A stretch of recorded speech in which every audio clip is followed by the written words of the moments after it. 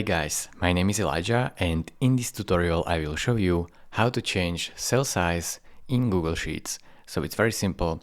First, if you want to change a row size, you will simply have to click right here and right click and then simply select Resize Row. Here change this value, so let's say I will double it so it will 42 pixels and press OK. Now as you can see it is doubled. If I want to double also this column, right click here and select resize column. Now double it, so it will be 186 and press OK.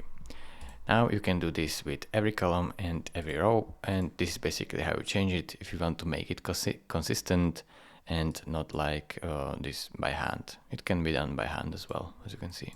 Thank you very much for watching. If this video was helpful to you, consider subscribing and liking this video, and I will see you in the next tutorial. Bye bye.